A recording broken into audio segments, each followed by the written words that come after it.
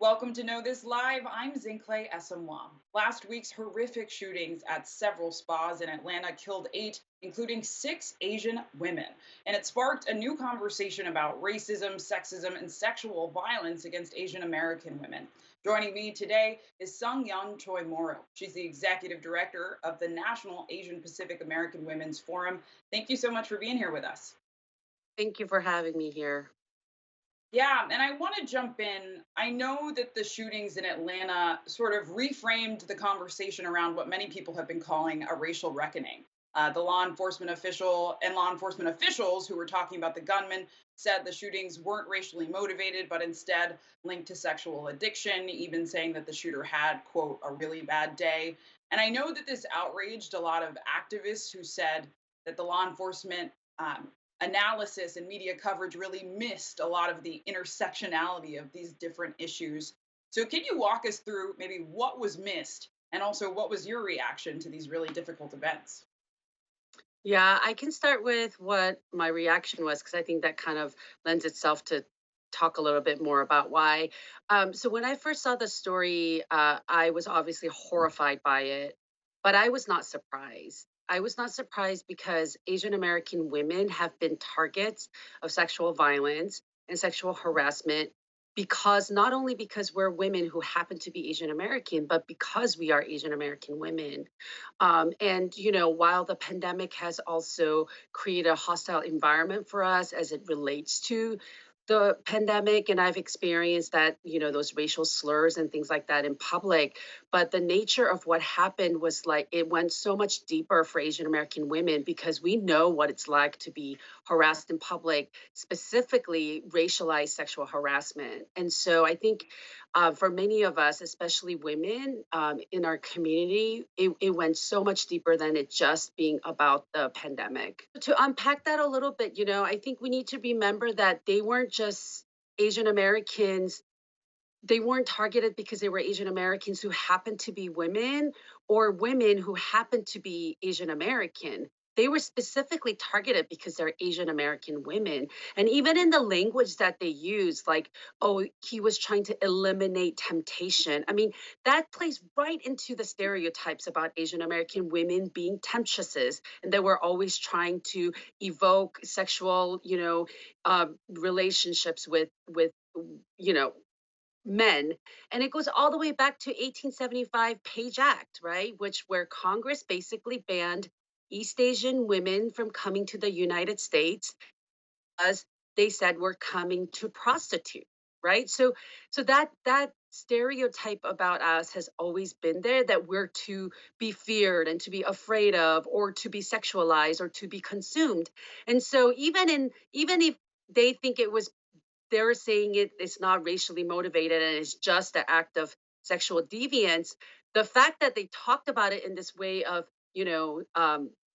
temptation and eliminating temptation plays right into the trope that we all have been having to deal with for a very long time.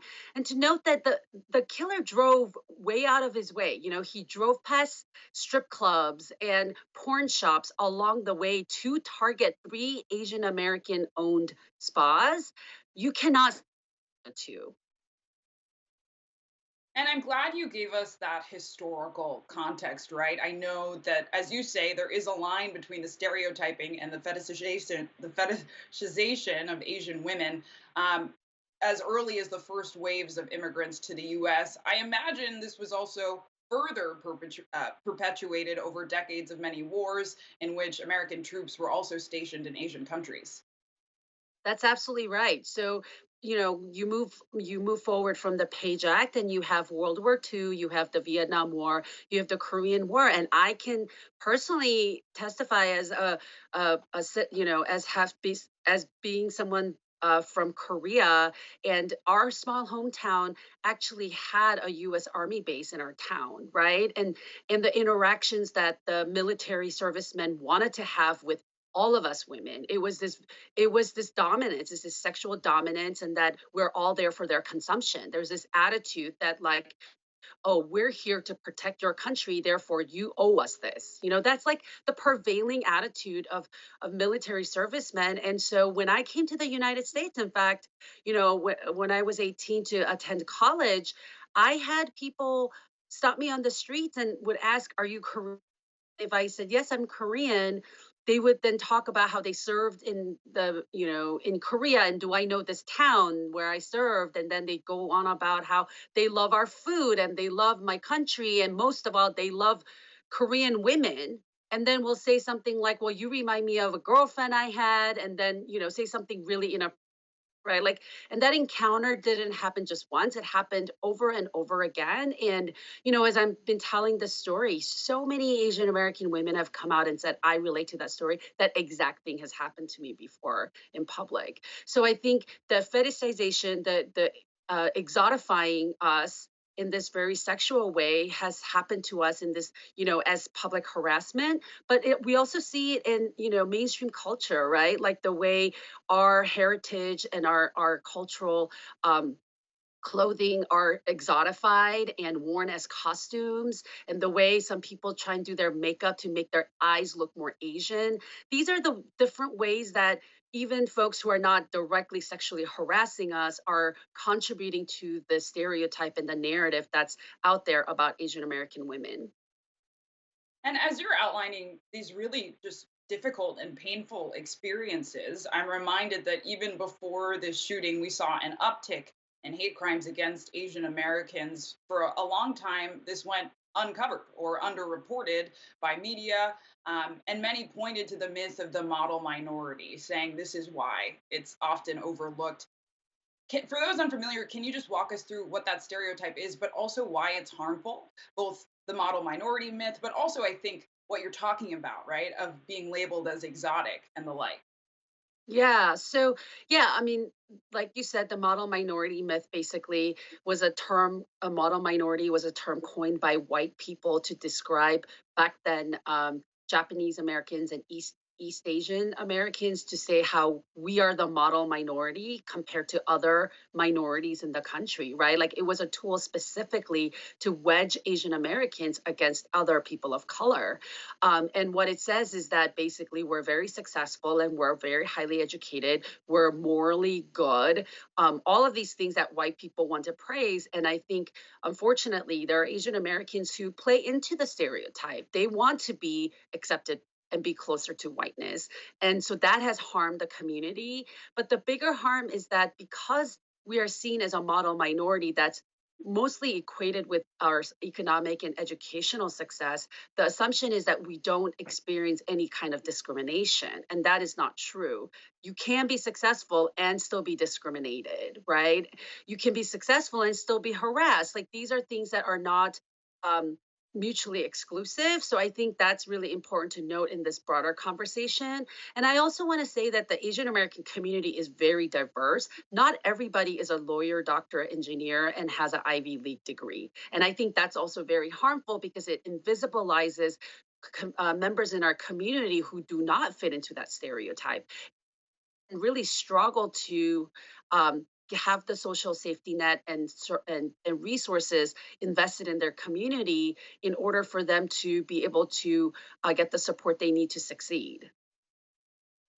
And I want to make sure people have a sense of scope. I'm glad you highlighted that the Asian American community is not a monolith, right? I know the group Stop AAPI Hate has tracked more than 3,800 incidents of hate crimes, and that's just in 2020 and 2021. As you've outlined, more than two-thirds of these hate crimes are against women. And since these are disproportionately falling on women, what education do you think ultimately needs to be done to understand the intersectionality between race and gender in this country?